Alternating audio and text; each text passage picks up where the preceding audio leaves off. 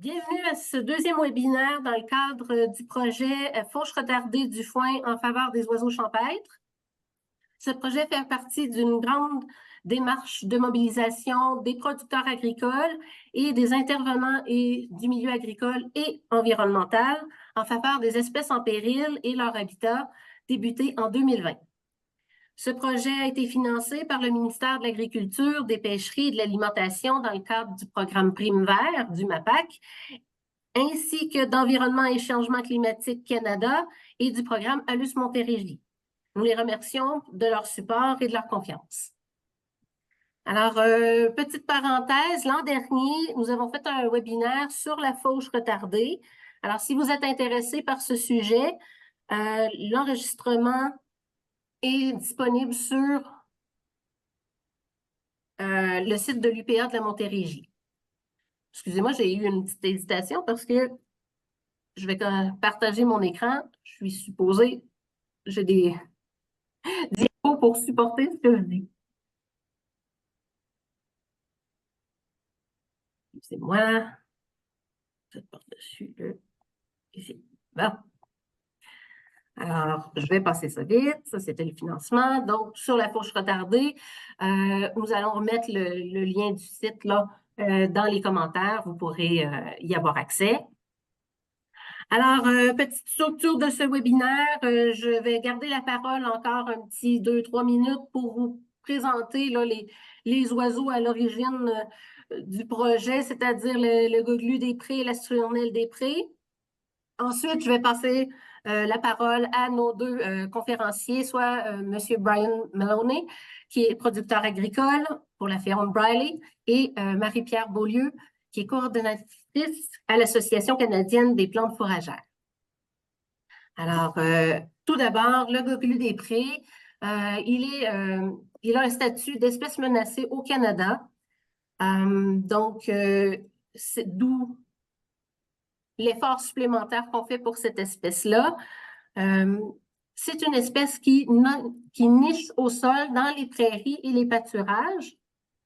Cette espèce-là a une petite préférence pour les prairies et elle le fait de la fin de mai jusqu'à la mi-juillet. Donc, d'où sa vulnérabilité.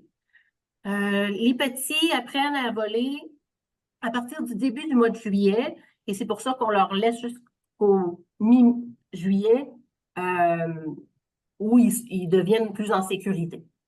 Ils se nourrissent d'insectes, parfois ravageurs des cultures et de graines de plantes. Alors, ils peuvent être bénéfiques pour cette raison-là. J'ai un petit audio des goglus. Certains disent qu'ils sonnent comme R2D2. Je vous laisse en juger.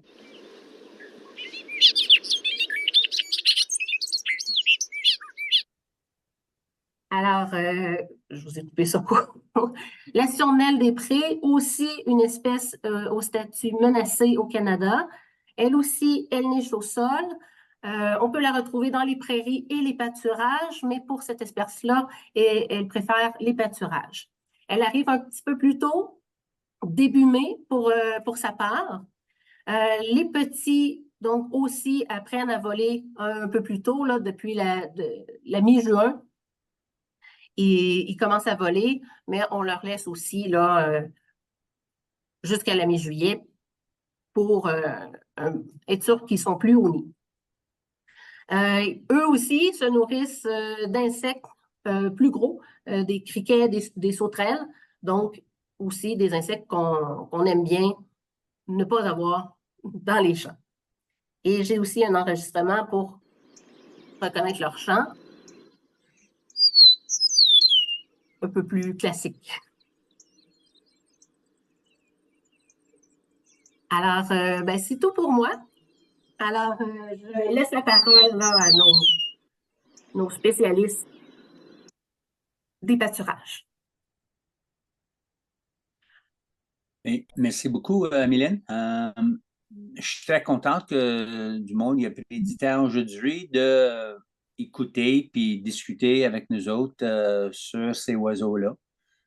Mon nom, c'est Brian Maloney à la ferme Briley à Thurso, dans l'Outaouais. J'exploite cette ferme-là avec ma conjointe Lise Villeneuve et ma fille Kim Maloney. Nous, on a une ferme de pâturage. On a 300 arbres que de pâturage. On fait le bœuf à l'herbe, l'agneau à l'herbe et on fait du pâturage en forfait. On a une saison qui est quand même assez longue. Normalement, nous, ça fait déjà 3 semaines que les animaux sont à l'herbe. Et aujourd'hui, le dactyle et tous les pieds, l'Alpis rosa aussi, et les pâturages sont à peu près à 2 pieds en hauteur, juste pour démontrer un peu notre saison. Ouais, la prochaine. Nous pratiquons la gestion de pâturage holistique pour protéger la couvaison des gogleux, des prés et des sturnelles. Mais en plus, nous encourageons la vie dans le sol, les insectes, la faune, les animaux qui créent un lien avec les gens. Ça, j'ai mis ça parce que c'est un tout. On ne parle pas juste de les oiseaux. La chose que je veux emmener, c'est que plus notre ferme est en santé, plus on va avoir toutes les autres diversités qui suivent avec ça. Et si des fois on focus un peu trop sur, exemple, des oiseaux ou d'ici, des fois, ça peut être juste la production, on peut manquer sur un élément. Et nous, ça fait des années qu'on pratique la gestion holistique. Et ça a amené de regarder la ferme sur un tout, pas juste un aspect ou une chose à la fois. La prochaine. Avant qu'on commence quelque chose comme ça, pour nous autres, c'est très important de vraiment regarder à la carte parce que c'est beau de commencer à penser on devrait faire des réserves pour les oiseaux champêtres. Mais il y a deux choses. Logistiquement, est-ce qu'ils sont là, les oiseaux? Là, on a des experts qu'on peut parler et aider nous autres. Mais on sait un peu les guidelines. Souvent, ces oiseaux-là, ils n'aiment pas être à côté d'un chemin.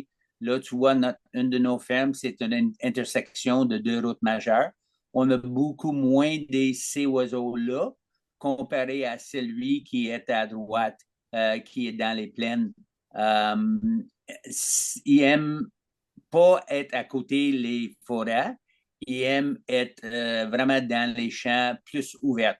C'est pour ça que c'est important pour nous de regarder tout sur la carte avant, puis on est capable de planifier où ce qu'on devrait faire ces réserves-là. Et la prochaine. Pâturage différé. Nous, on commence normalement nos saisons assez hâtives et on est capable de pâturer une fois avant qu'on va faire nos réserves. Et la beauté de ça, moi, je crois que si on passe vite fait, on va probablement avoir une meilleure qualité, les feuilles, si on passe très vite au début. Si on retourne, mettons, à mi-juillet, la qualité va être encore meilleure, plus verte que si on ne passe pas du tout la première fois. Mais ça va avec les régions et les saisons. Comme je dis, nous, c'est assez hâtif ici, dans nos champs. On ne touche pas ces réserves-là jusqu'à la mi-juillet. Des fois, on peut penser que la qualité est moindre, mais si on rentre après avec une assez bonne densité, les animaux, ils vont manger le meilleur et ils vont retourner tout qui est moins bon au sol. Et ça, c'est une partie des bénéfices qu'on a en faisant ces pâturages différés. Le prochain.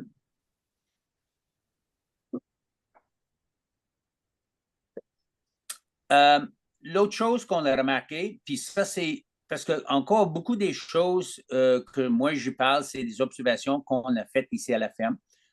Des fois, j'en ai pas des arguments, mais des discussions avec des spécialistes. Nous, on a déjà remarqué que si on est capable de pâturer quand même une densité assez faible dans ces endroits-là qui n'est pas des réserves officiellement, ça existe quand même. On le sait que ces oiseaux-là, il y a une synergie qui existe avec des ruminants.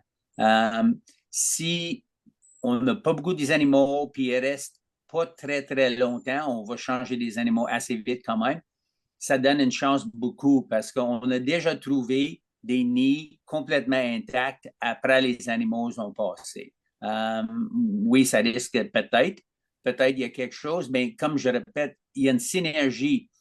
Nos ruminants sont capables de sentir l'énergie de ces oiseaux-là, puis normalement, ce n'est pas leur but de tout écraser les nids. Le prochain. Comparé ici, on fait une densité qui est pas mal plus intense. Là, on est pas mal certain que oui, on va avoir moins un bel environnement pour ces oiseaux-là. Et c'est pour ça, c'est une question de densité, de faire des réserves et être au courant que c'est que nos animaux, nos ruminants ont besoin et aussi quel environnement que ces oiseaux-là vivent bien dedans. Le prochain. L'autre chose, que si on passe, puis encore des zones, si on veut garder des zones plus grandes, parce que souvent on parle des réserves de quelques hectares des fois, ou quelques arbres, mais si on veut faire quelque chose qui est plus grand pour aider, on peut laisser plus de pâturage après, parce que ça va aider aussi, point de vue des prédateurs. Le sol est plus couvert. C'est bon pour le sol, c'est bon pour les oiseaux. Et les prédateurs, ils voient moins ces oiseaux-là, surtout les petits, quand ils veulent sortir. Le prochain.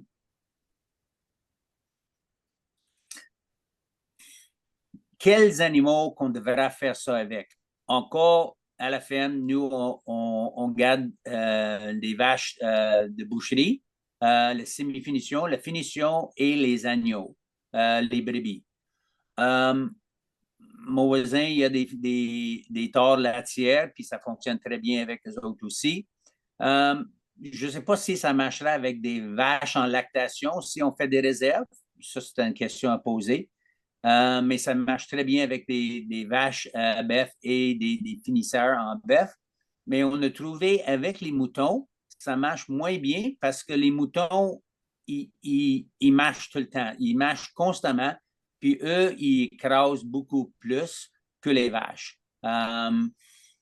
Et c'est pour ça, moi, je pense qu'il peut avoir peut-être sont plus légers, peut-être ils font moins de dommages, mais c'est pas mal plus écrasé avec les moutons qu'avec les vaches. Le prochain. Mylène a déjà parlé de ces beaux oiseaux-là qu'on peut trouver, puis il y a plein d'autres aussi. Avec le prochain, on peut voir quels d'autres oiseaux qu'on a. Ça, c'était le Canadian Wildlife. Ils ont fait un inventaire, qu'est-ce qu'on avait un samedi après-midi sur une de nos fermes. Puis on voit qu'il y a quand même beaucoup plus de ces oiseaux-là. Et c'est un peu ça qu'on cherche. On veut la diversité sur nos fermes dans tous les sens. Et plus on a ces oiseaux-là, c'est un bon indicateur qu'on a une bonne diversité vraiment dans nos champs. Prochaine. Pourquoi les pâturages bénéficient d'une gestion? Nous, on a trouvé, surtout dans les temps en temps, sur un pâturage qui est faible, si on laissait une réserve comme ça pour toucher jusqu'à mi-juillet, les années suivantes, on avait des meilleures qualités de pâturage, un petit peu plus des espèces qui ont retourné, à cause que si on laisse nos champs, le pâturage long, on va engraisser puis on allonger les racines. Et c'est vraiment la partie-là qu'on gère dans nos systèmes de pâturage.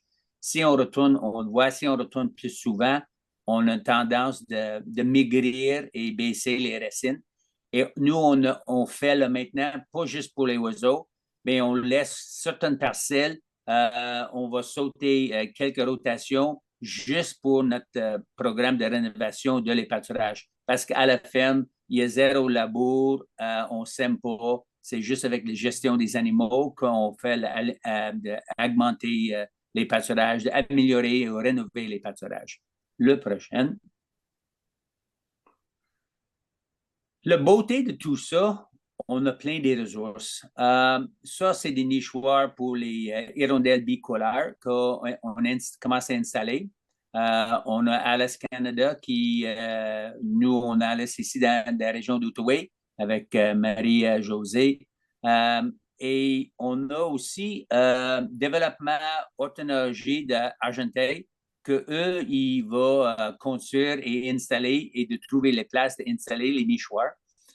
On a ces bonnes personnes-là pour aider nous autres de faire ça, mais ces personnes-là besoin de nous pour on est leurs yeux dans le champ. T'sais, on voit ce qui passe tous les jours.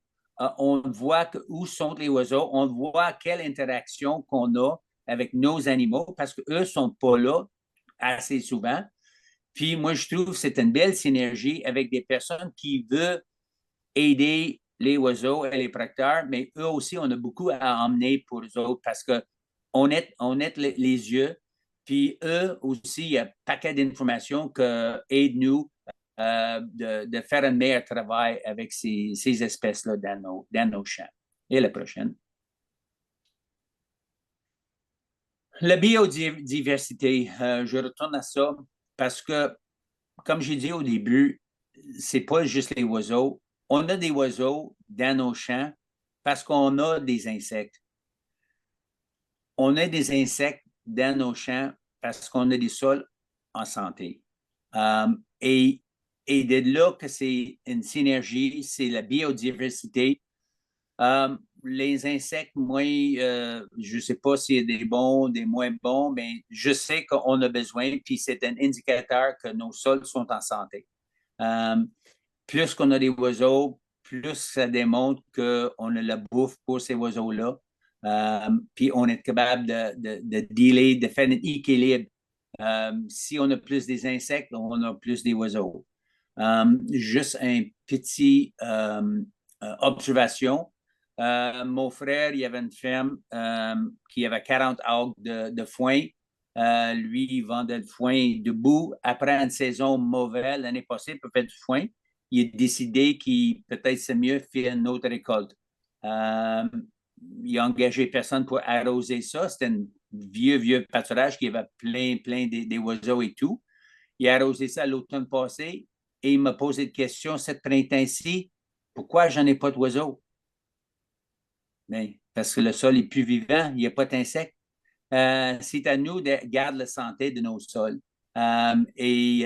Ça va retourner quand il va planter quelque chose, mais le sol, il faudrait qu'on prenne soin de ça pour avoir les insectes, pour avoir les oiseaux.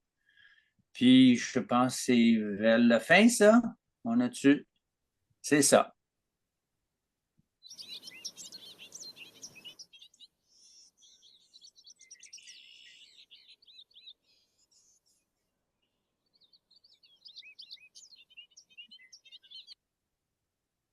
Ça, c'était 2 jours passés à la ferme chez nous. C'était même pas dans nos réserves, c'était complètement à l'autre bord de la ferme où on a les réserves. Les mâles gogleux, ils se battaient, ils voulaient que nous autres ne soient pas là. Ils faisaient ce qu'ils devraient faire. Et sont là. Et moi, je trouve que ça ajoute beaucoup à notre travail quand on peut avoir et écouter ça le matin. Là. Ma fille dit tout le temps que quand je suis là, ça prend plus longtemps pour faire le train le matin parce que écouter ça, puis voir ça, puis checker ça. Mais pour moi, c'est une des raisons pourquoi, après 52 saisons, que j'adore mon travail. Merci pour ça, puis plus tard, on va avoir des questions. Oui, c'est bon. Donc, s'il y a des gens qui ont des questions, vous pouvez lever la main pour qu'on vous donne la parole. Oui, il y avait une question, Mylène, dans le chat. Je la lis là, pour Brian. Les avantages quant à la qualité de la biodiversité semblent notoires, mais est-ce que M. Maloney a remarqué un ou des avantages économiques avec son type de gestion? Économique, comme je dis, on ne parle pas des grandes surfaces là, sur la ferme. Si on met des animaux même en finition, sont là parce qu'on a des troupeaux assez grands, une centaine de bouvions, ça va prendre une journée ou deux pour passer au travers ces réserves-là. Ça n'impacte pas du tout les gains, mais pour moi, la partie économique, c'est vraiment nos pâturages, ils vont être encore meilleurs l'année suivante à cause qu'on a fait engraisser les racines, mais aussi qu'on a retourné beaucoup de biomasse au sol et ça, écraser le vide dans le sol, la couverture du sol. C'est des choses qui est long terme, mais on voit juste des bénéfices. Puis je ne sais pas si ça répond correctement à la question, mais c'est une très bonne question. Peut-être arrêter le partage pour qu'on voit plus de gens. Est-ce qu'il y a d'autres questions, des gens qui veulent réagir? Ça n'a pas besoin d'être des questions spécifiques. Observation. Je sais qu'il existe une barre que tu peux mettre à l'avant aussi quand tu fauches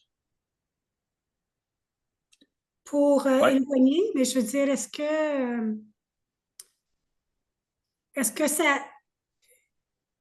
a une chance de survie quand même si on met la barre ou... Mais je pense que c'était la présentation de l'année passée, je crois, Mylène. Le but de ça, c'est que les oiseaux, ils vont se sauver avant qu'on roule. Je crois qu'il y a une question de vitesse aussi. Ce n'est pas juste la barre. Il faudrait qu'on réduise la vitesse quand on fait ça. Mais la beauté de ça, c'est on sait qu'une vache ou une tore ne roule pas à 12 km à l'heure. Si ça approche tranquillement dans le pâturage, les oiseaux, il y a le temps en masse pour le sauver. Mais une partie de machinerie, moi, j'en ai pas beaucoup d'expérience.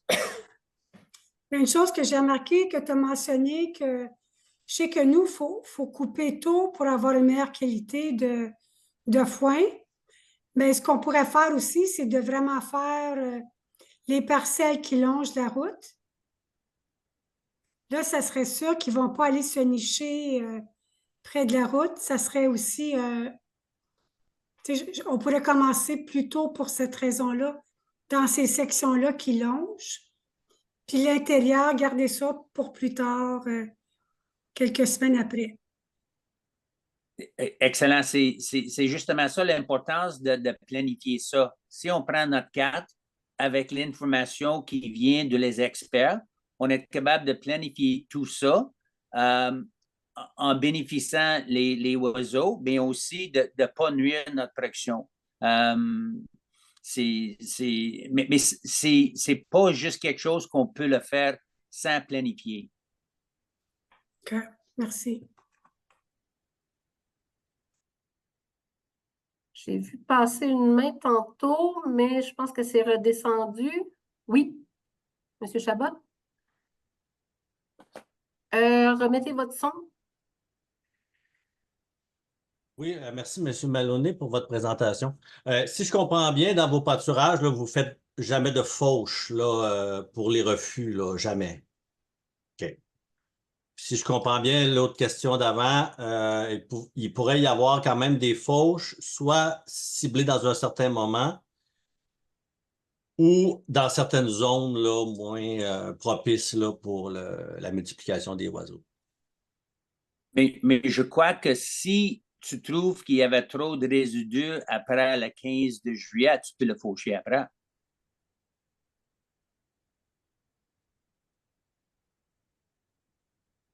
J'ai une autre question.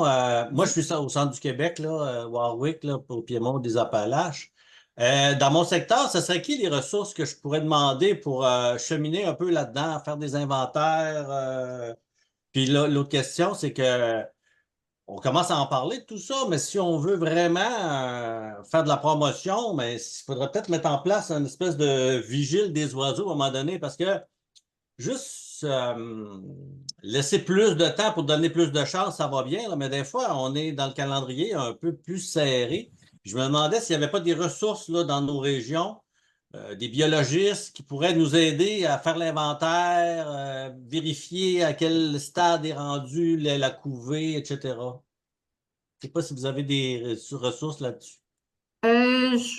Je vais me permettre de répondre. Dans le chat, ma collègue a partagé le lien du site de Québec Oiseaux qui ont la liste de tous les clubs ornithologiques avec lesquels ils travaillent. Donc, vous avez la liste, puis vous cliquez sur votre région, puis il devrait vous amener là, à des clubs d'ornithologie qui devraient,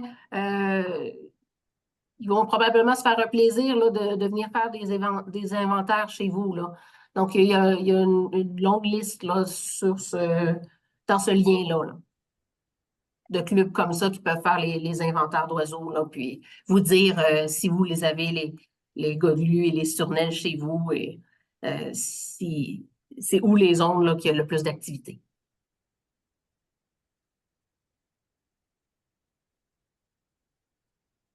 Y avait une autre question en chat?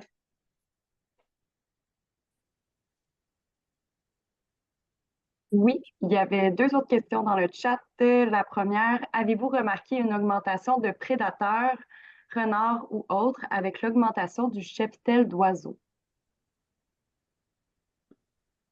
Non. Non. Tu sais, notre partie de nos devoirs, c'est assurer qu'on a assez de tout sur notre ferme. Là. Probablement des oiseaux.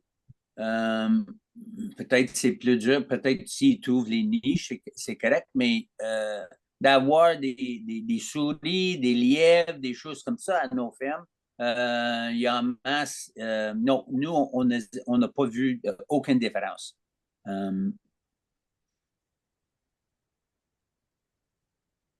Parfait. Il y avait une autre question, je vais la traduire.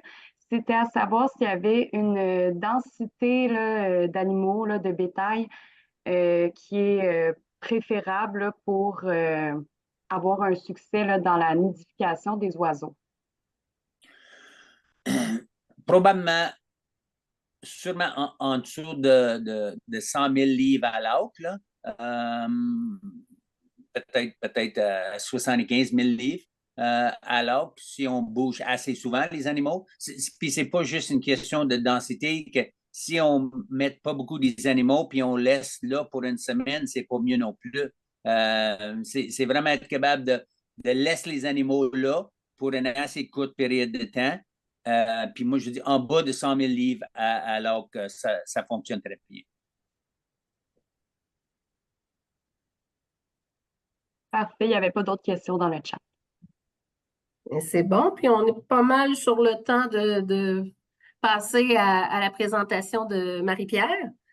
Donc, je te laisse partager ton écran. Oui, je vais juste... Hop, hop.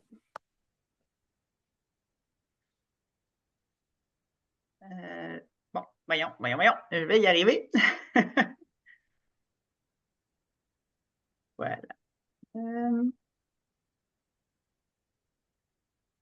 Bon, OK, je crois que ça y est.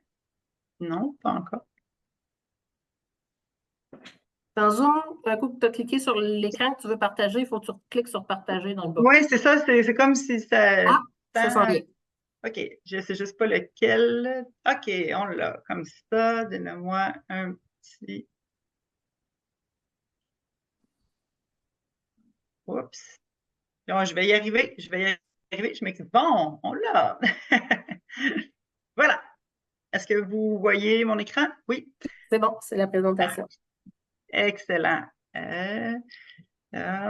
Donc, bonjour, bonjour à vous tous.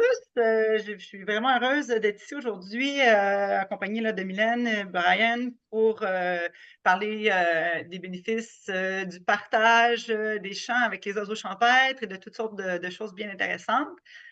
Je me présente, Marie-Pierre Beaulieu. Moi, je suis au centre du Québec. J'ai un élevage de bovins de boucherie plutôt exotique, à beaucoup de cornes. Vous allez voir sur les photos. Donc, oui, c'est ça. J'élève, j'ai un troupeau d'environ 70 têtes au pâturage, puis on réussit à pâturer là, pas mal de 180 jours par année. Nous aussi, là, ici, là, tout est avancé. Là, le dactyle, il va fort. Il commence à nous faire peur. La saison est bien avancée, bien amorcée. Donc, je m'amuse avec les pâturages depuis plus d'une quinzaine d'années à observer et à voir un peu l'impact que ça peut avoir à long terme sur le landscape, sur nos terres. Donc, voilà, je suis aussi coordonnatrice pour le programme de la gestion avant-gardiste des pâturages grâce au Fonds d'action à la ferme pour le climat. Donc, je vais m'abstenir de vous expliquer la politique derrière tout ça. Mais voilà, si vous entendez parler du Fonds d'action à la ferme pour le climat, les subventions qui sont disponibles, je ne vais pas être je ne vais pas brûler l'idée, mais bon, malheureusement, il y a eu des fonds disponibles pour l'implantation de pâturage dans les dernières semaines. On arrive pas mal au bout des budgets. On travaille fort pour le Fonds d'action, avec le Fonds d'action à la ferme pour le climat, pour avoir un retour de ces subventions-là pour les pâturages, pour favoriser l'implantation de pâturage. Donc voilà, je travaille aussi au développement de ce projet-là en collaboration avec le CQPF, le Conseil québécois des plantes fourragères. Ça fait le tour. Puis si vous n'avez pas tout compris ça, là, vous pouvez me poser des questions à la fin. Mais c'est peu important. Donc, voilà, ça fait vraiment plaisir aujourd'hui de venir vous parler des pâturages. Partager le pâturage, bonifier les bénéfices. Vous allez voir qu'il y a beaucoup d'idées ou de choses qui vont rejoindre ce dont Brian a parlé. La chose qui est importante, c'est souvent on va dire parlez-en mal, parlez-en bien, mais parlez-en. Aujourd'hui, parlez-en une fois, parlez-en deux fois, mais parlez-en. Donc, et si vous avez des questions, vous ne gênez pas pour m'interrompre, pour m'arrêter. Ce n'est pas nécessairement un monologue, ça peut totalement être un partage, un échange au courant de la présentation. Donc, aujourd'hui, je suis venue pour vous parler vraiment là, de partager le pâturage, comment on peut bonifier les bénéfices, comment finalement le pâturage a ses avantages, mais on peut encore en chercher plus en favorisant le partage avec la biodiversité. Je vais m'attarder un peu plus du côté pâturage lui-même, puisque Brian a assez bien couvert un peu les bénéfices liés au partage ou aux pratiques de pâturage retardé ou de faible densité. On va y revenir quand même un peu. Alors, je vais commencer en vous parlant un peu là, justement des bénéfices associés au pâturage, à l'utilisation des pâturages.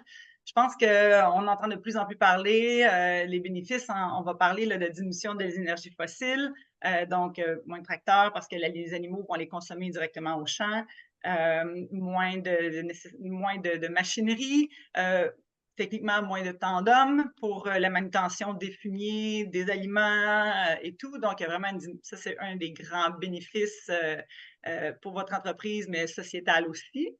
Il y a aussi la diminution des coûts. Tout ça, c'est sûr qu'en diminuant l'utilisation des énergies fossiles, bien, on a une diminution des coûts d'alimentation. Au niveau de la matière sèche. Là. Et puis, là, je vais vous montrer une donnée qui n'a pas été validée par l'Office de la surveillance des données économiques agricoles, mais un ami et producteur bien connu et bien implanté, là, environ 350 couples vaches-veaux dans le coin du Lac-Saint-Jean, a fait un calcul plutôt intéressant dans la dernière année avec ses pâturages, est allé calculer, et en calculant le coût d'implantation de la clôture, donc les poteaux, le fil, les poignées, le tandem, l'utilisation du tracteur, on est venu à la conclusion que l'implantation de clôture pour le pâturage, pour un système de pâturage, on parle d'environ un coût de 16 $ par tonne de matière sèche. Je vous invite à prendre une pause et à réfléchir quel est votre coût de production matière sèche pour vos ensilages et foins produits à la ferme. Ben, je pense que vous faites le calcul rapidement. C'est sûr qu'il y a un grand avantage économique à faire du pâturage de par les coûts. Il y a d'autres implications, c'est pas magique. Je pense qu'on peut tous très bien imaginer s'imaginer notre petit-fils de 11 ans prendre une balle ronde, non, c'est pas vrai, il n'est pas assez vieux. Celui qui a 16 ans, qui prend le tracteur, qui prend une balle ronde et qui le met dans la mangeoire, ça, c'est une opération 1 + 1 = 2. Quand on parle de pâturage, ça demande un peu plus je vais dire commitment, un peu plus d'implication, de compréhension. C'est une école. C'est une école mais qui n'est pas si difficile que ça. Tu sais, c'est accessible, c'est quelque chose qui est vraiment... Puis j'essaie de... souvent, on va parler de pâturage avec je m'excuse, il y a beaucoup d'expressions qui me viennent en anglais. C'est un feel good. Tu sais, c'est une pratique feel good. Mais c'est bien au-delà de ça. C'est money talk. C'est vraiment, il y a vraiment un grand avant. La question était posée un peu plus tôt, à savoir, c'est quoi c'est quoi l'avantage là, financièrement? L'utilisation des pâturages versus un aliment récolté, c'est sûr qu'il y a un grand intérêt en termes là, de coût par tonne de matière sèche. Bon, ça, c'est des avantages vraiment plus financiers, mais on parle aussi, on a parlé aussi avec Brian un peu plus tôt. C'est quoi les autres avantages? Bien, on parle d'augmenter la biodiversité, augmenter la résilience des prairies. Je porte à votre attention ces deux photos-là qui, des fois, on prend des photos, ben moi, j'en prends beaucoup, là, on prend des photos, puis on réalise pas toujours l'impact ou le picture perfect là, de quelque chose qui se passe, mais on se rend juste compte après coup. C'est un peu ce qui s'est passé dans cette photo-là. J'ai pris une photo l'année avant, ça c'est chez moi, c'est une terre en location. J'ai pris la photo en 2022, la photo de gauche, la photo en 2022. Il venait de récolter la deuxième coupe. Donc, on voit en haut là, la balle de foin. Là. Ça a à peu près 3 jours, là, deux jours. Là, cette journée-là, on ramassait les balles. Et puis, j'ai pris une photo du sol. J'ai pris une photo du sol parce que j'étais un peu sidérée de voir comment je voyais le sol. Ça a été, j'ai vraiment resté vraiment surprise. Je l'ai pris en photo, puis c'est resté comme ça. Puis en fait, c'est un argument pour dire à la personne, loue-moi donc ta terre, tu vas voir, ça va être bien plus beau. Mais là, je suis pas encore, tu sais, mais c'est un peu dans le style-là quand je l'avais pris. Je dis, un jour, je vais prendre la photo au même endroit, puis je vais pouvoir voir la différence. Eh bien, 1 an plus tard, sans vraiment me rendre compte, après le deuxième passage des animaux, donc à peu près à la même, pas tout à fait à la même date, mais c'est après le deuxième passage des animaux, photo de droite, je suis exactement à la même place dans le champ, et là, je me suis concentrée sur vraiment une photo du sol. Quand on parle d'augmenter la biodiversité, augmenter la résilience des prairies, je porte votre attention sur le fait que dans la photo de droite, il y a de la vie. La vie n'a jamais arrêté. La vie a vraiment continué plein régime. Les animaux ont passé, ont récolté, ont laissé du fumier au passage, ont stimulé l'activité avec les pattes, ont amené un autre niveau de biologie avec leur salive, ont stimulé la venue d'autres insectes, d'oiseaux. Donc, on peut vraiment voir que dans ces deux photos-là, au même endroit, avec un outil différent, on peut avoir un énorme impact sur la santé des sols. L'autre chose que je veux porter à votre attention, je ne sais pas si parmi vous, à temps perdu comme ça, s'il y a des gens qui ont déjà pris la température au sol par une belle journée d'été, 30 degrés, là, 42 humidex, 30 degrés au compteur, votre pelouse fraîchement tondue et un champ prêt à récolter. Mais tu es prêt à récolter. Mettons un 18 pouces d'herbe. Quelle est la différence de la température au sol, plein soleil, en plein été? Là, je ne vous vois pas, fait que je vais vous le dire. On parle de 10 degrés de différence. On observe de manière assez constante 10 degrés d'écart entre une zone qui est rasée et une zone qui possède un couvert végétal suffisant. Donc, ce qui m'amène à vous dire que, assurément, parce qu'on se rappelle que les bactéries, les champignons, toute cette vie-là ne survit pas très bien à Cancun, préfère un peu plus le temps humide et couvert. Donc, c'est une des raisons pour laquelle un sol couvert, un sol qui est utilisé en pâturage, va être vigoureux puis va être bonifié. C'est un des bénéfices qui est très difficile à... En fait, qui est peu ou pas chiffrable parce qu'il y a des gens, je suis vraiment heureuse à chaque fois que j'entends parler là, des gens qui s'impliquent pour faire des dénombrements puis du calcul justement là, des micro-organismes dans le sol, de l'activité fongique, parce que justement, ça là, ça a une grande valeur, ça fait partie des bénéfices, ça fait partie de l'apport que il n'y a personne qui peut vous le vendre, ça. Il est là. on fait juste l'entretenir, on fait juste s'assurer de lui donner une place. Donc, on laisse le sol travailler pour nous, finalement. Donc, voilà, je voulais vraiment amener ça à votre attention. Et là, OK, moi, je répète souvent, j'aime pas me faire dire quoi faire, mais j'aime ça me faire organiser. Alors,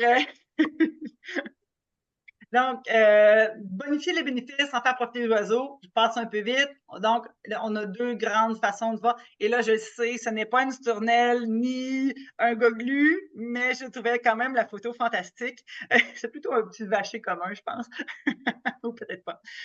Donc, amoindrir l'impact du bétail, retarder les épisodes de plaisance, ça fait partie des choses qu'on peut faire dans l'utilisation du pâturage en général. Mais en partant, si on parle de faire passer de point à pâturer, déjà là, on a un grand bénéfice.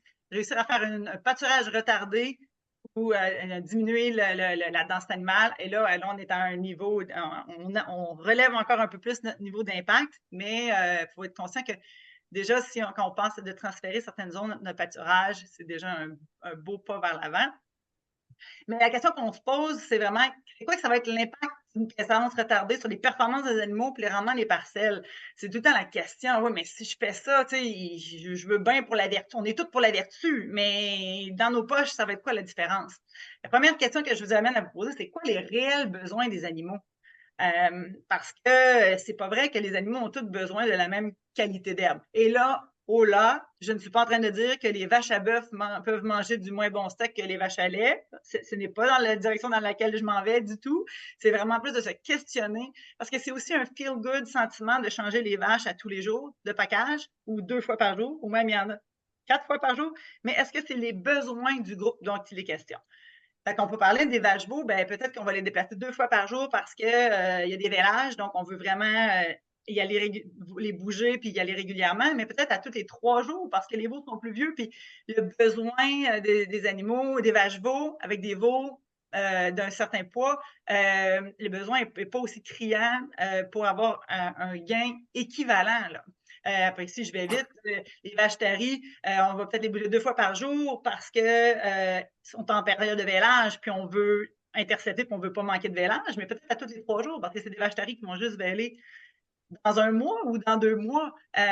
Vos sevrins 1 fois par jour. Bouvillon, ben, peut-être 4 fois par jour. Donc, ça aussi, ça a un grand impact quand vous voulez décider de faire une fauche retardée ou de faible densité. À quel type d'animaux, peut-être finalement que de faire une fauche retardée, un pâturage retardé avec un groupe de vaches veaux, ben ça a peut-être plus de sens qu'avec des bouvillons finition, par exemple. En fait, où je vais en venir avec ça, c'est qu'il faut vraiment profiter de ces périodes-là où est-ce que finalement, si nos animaux peuvent se permettre d'avoir cette alimentation qui est moins, je veux dire, gaz d'avion-là, ben le pendant de ça, c'est que vous allez récolter vous allez récolter de la lumière du soleil. Pendant tout le temps où ce foin-là ne sera pas utilisé à être consommé, ce n'est pas une perte, c'est vraiment, vous avez des super capteurs solaires qui emmagasinent tellement d'énergie puis de bénéfices pour la plante puis pour le sol que ça, c'est pour vraiment pas oublier cette notion-là de la récolte de la lumière. Tu sais, plus on voit là, plus le stage de croissance augmente, ben, plus on voit là, que la capacité des plantes est décuplée. Donc, les zones de faible densité animale ou retardées, comment éviter de devoir contourner une parcelle? Ben, à ce moment-là, parce qu'on se dit, ouais, mais là, si au milieu de mon package, je fais une zone de monte. Moi, chez nous, on monte d'un côté puis on revient de l'autre, puis on change d'année, comment on dépend. Mais là, comment je vais faire pour passer par-dessus cette parcelle-là si je veux l'éviter? Ben, à ce moment-là, on peut faire une fauche, on peut faire une alimentation, un passage à faible densité. Si on reste normalement à ce temps-ci de l'année, disons qu'au 20 mai, vous avez l'habitude de rester 24 heures dans cette parcelle-là, ben, restez peut-être une demi-journée, mettons 48 heures, restez 24 heures. Et puis finalement, ben, l'impact va être vraiment diminué. Vous allez quand même préserver l'environnement. Ça va vraiment diminuer l'impact en passant plus rapidement. Donc, ça va faire un prélevé vraiment léger en minimisant la perturbation de l'habitat. Je n'ai pas les normes, un peu comme Brian disait. C'est dur de mettre des chiffres sur. Oui, mais en fait, c'est que normalement, dans un pâturage, qu'on retire les animaux pour la prochaine parcelle, il devrait rester assez de matériel pour dire j'aurais pu les laisser un peu plus. Dans le cas de protection des oiseaux, ben je peux aller finalement dans celle-là. Je dirais que c'est ça la réflexion que vous devriez avoir pour savoir si vous êtes resté trop ou pas assez longtemps. On peut aussi créer des zones d'exclusion quand il y a des endroits où est-ce que vous le savez qu'il y a beaucoup d'activités. Je n'ai pas mis de photos là, parce que là, des photos, j'en avais beaucoup trop. Les petits stepping posts avec un moulinet, c'est tellement facile. Il faut juste apprendre à travailler avec ça. Puis, ça peut devenir un outil vraiment intéressant pour créer des zones d'exclusion dans vos pâturages. J'accélère. C'est un petit rappel. Banque de semences, enracinement profond, fertilisation grâce aux résidus retournés au sol.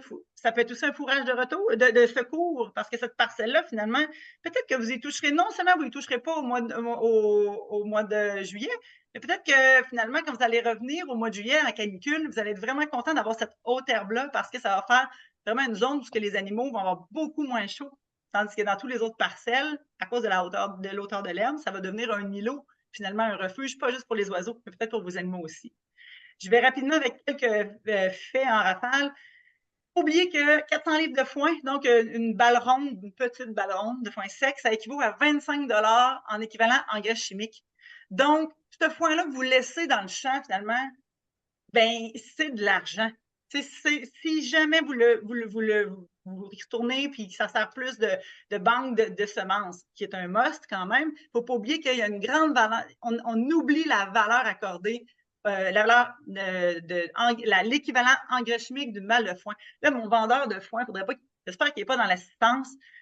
Si quelqu'un vous vend une balle de foin de 400 livres, moins cher que 25 $, il vous paye pour étendre de l'engrais chez vous, là. Fait que c'est pour ça que n'oubliez pas que de faire une fauche retardée, même si ça devient mûr puis qu'à l'œil, on trouve ça moins beau, c'est du capital debout. Donc, voilà. Ça, c'est juste un petit vite fait. 18 mai l'année passée. Clairement, si j'envoie mes vaches dans un parc comme ça, il y a peu de chances que je laisse une chance aux oiseaux. Déjà là, après ça, au 17 de juin, là, par exemple, si je passe rapidement, il y a des bonnes chances que les vaches évitent beaucoup de zones parce que, ben, vous le voyez bien, là, c'est branchu. Puis, ça permet aux oiseaux là, de se camoufler. Puis, raison pour laquelle, dans la vie en général, ils sont capables de résister au passage d'orignaux ou de chevreuils parce que la nature leur permet vraiment d'avoir ces zones-là. Donc, il faut juste se donner la peine, puis être opportuniste, puis pas oublier que certains groupes d'animaux se prêtent mieux à l'application de la présence retardée, il faut être opportuniste. Puis souvent, les vaches veaux se prêtent un peu mieux que les bouviers en finition.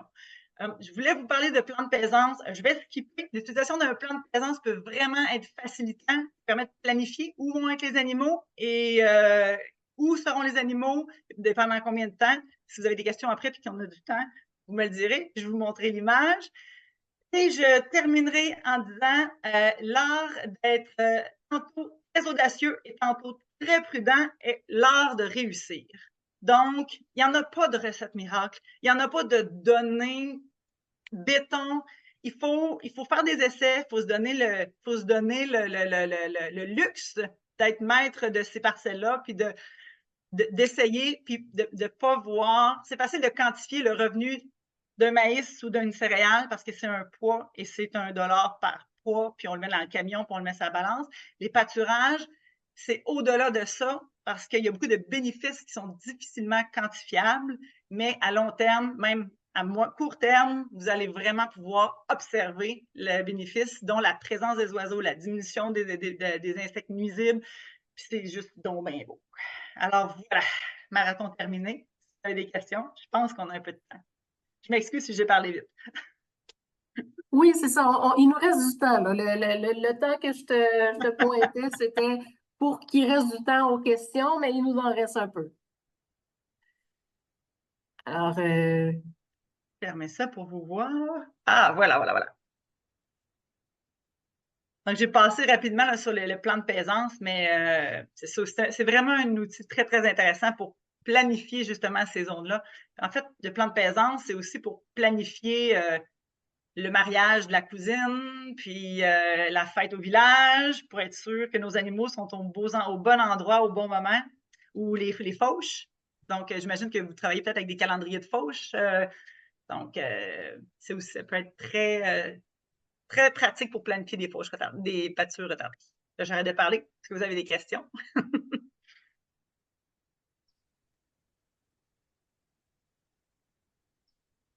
Pas gêné. Oui, Oui, Monsieur Klein? Juste activer votre son. Monsieur Hubert McClellan? Excusez pour votre nom. Oui. Pourriez-vous m'entendre? Oui, c'est bon. Premièrement, j'aimerais vous féliciter tout votre effort pour la promotion de pâturage. Je suis un ancien agronome promoteur de pâturage. Dans mon retraite, je pratique le pâturage. Et un élément que je trouve est toujours oublié, c'est l'efficacité de le transfert de fertilité ou le recyclage de fumier avec le système de paissance. Parce que quand la vache fait l'urination, cet aspect est absorbé exactement tout de suite dans le sol. Tandis que les autres systèmes de gestion de fumier, le liquide et le solide sont ensemble. Dans le pâturage, le fumier solide, évidemment, se forme et est capté par un scellage par la nature tout de suite. Alors, pour moi, la gestion de fumier, des excréments des animaux au pâturage est le modèle parfait par rapport à tous les autres systèmes de gestion de fumier dans nos élevages au monde. Et je trouve qu'on devrait utiliser ça pour vendre notre bonne performance ou bonne pratique au ministère de l'Environnement. Une autre chose, j'aimerais mentionner que les producteurs au pâturage devraient avoir nos suggestions, chercher le système de Cornell, University de Cornell Merlin pour identifier les oiseaux. Parce que depuis j'ai ça, j'ai des merle bleues, les hirondelles bicolorées, le gouglou, le sternel des prés. Mais maintenant, avec ça, je suis capable de les identifier et de savoir où ils sont. Et ça enrichit la gestion de mon pâturage. Évidemment, je suis à la retraite, alors j'y vais à la pâturage pas juste pour changer les animaux, mais pour entendre et identifier les oiseaux aussi. Assez dit. Encore, j'aimerais féliciter pour votre présentation. Merci. Puis j'aimerais ajouter, parce que c'est tellement un point important, jusqu'à 25 de la valeur fertilisante est perdue dans le transport, manutention, entreposage des fumiers.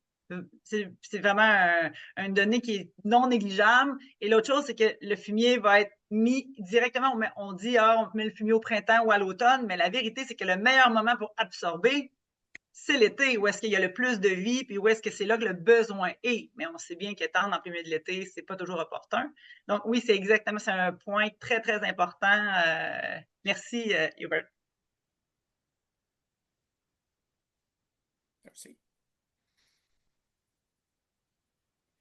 D'autres questions, commentaires? oui, nous avons une demande dans le chat de rendre disponible la présentation de Marie-Pierre. Marie-Pierre, est-ce que ça va être possible de la rendre disponible? Oui, Oui, à fait. parfait. On va s'occuper de l'envoi à tous les participants.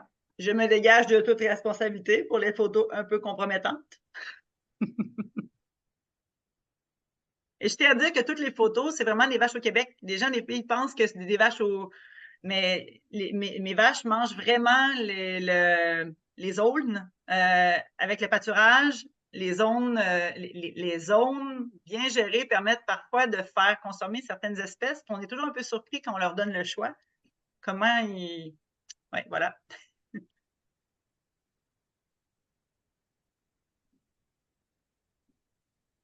Ben, s'il n'y a pas d'autres questions, on est quand même rentré dans le temps. Il était 57, donc on a fait un webinaire d'1 heure comme prévu. Je ne sais pas si chacun, vous voulez, Brian et Marie-Pierre, je vous laisse un mot de la fin à chacun. Ben, en fait, je veux vous dire merci. Merci de vous être prêté au jeu, de vous être présenté, puis d'avoir de vous ouvrir l'esprit à ces possibilités-là. C'est pas toujours facilement applicable, mais comme je l'ai dit plus tôt, soyez audacieux. Allez-y par petits morceaux, allez-y par petits essais. Puis on se cachera pas, un champ jaune, on n'aime pas ça, là, c'est pas beau pour les voisins, mais pensez à comment c'est beau par en dedans. Si vous pouvez retenir ça, comment un champ jaune n'est pas beau pour les voisins, mais c'est beau par en dedans. Puis c'est bon pour vos poches. Merci. Moi, c'est la même chose. Merci pour être demandé, pour être présent, de transmettre un peu des observations, des choses qu'on a faites ici à la ferme. Et un peu que Marie-Pierre dise, on peut commencer très petit. On n'a pas besoin d'avoir des grandes surfaces. Prends le temps, prends ton chaudière de 5 gallons, le 4 roues, puis garde les oiseaux. Garde comment c'est magnifique d'avoir ces animaux-là. Je suis très content de voir Hubert McClelland. C'est une de mes mentors dans tout le progrès de pâturage ici à la ferme. On a appris beaucoup avec lui, puis comme lui, il a tout le temps fait pour nous ici à la ferme, encourager nous autres de faire des choses. Même si ça a peut-être pensé, comme Marie-Pierre dit, les voisins et tout, un peu bizarre, assez-les, tu vas voir. Bien, merci tout le monde. Dans le courant de la semaine prochaine, on va vous envoyer un sondage d'évaluation pour le webinaire pour nous orienter pour les prochains. Alors, ce serait très apprécié que vous le remplissiez. Ça peut se faire, on va le faire pour que ce soit anonyme si jamais vous êtes inquiet pour ça. Et je remercie encore une fois Brian et Marie-Pierre. C'était très intéressant de vous avoir. Je remercie tout le monde d'avoir pris du temps pour venir écouter nos présentations. Et puis, je vous souhaite un bon week-end et une bonne continuation. Si je peux juste ajouter un petit point. Oui. Si vous allez sur le site du CanadianFGA.ca, je vais le mettre dans le chat. Il y a un cours en ligne gratuit sur la gestion avant-gardiste des pâturages. C'est très intéressant. Il est disponible en anglais en ce moment. Il va être disponible dans les prochaines semaines en français. C'est gratuit, c'est accessible, c'est pan-canadien. Voilà. Mais là, je ne réussis pas à ouvrir mon chat, mais Canadian comme Canadian Tire, FGA.ca. Brian, est-ce que tu es capable de typer ça dans le... Je ne sais pas pourquoi. Oui, c'est fait. J'ai mis le lien web canadianfga.ca. Excellent. Merci. OK, c'est vrai. Virginie. C'est bon. Merci tout le monde.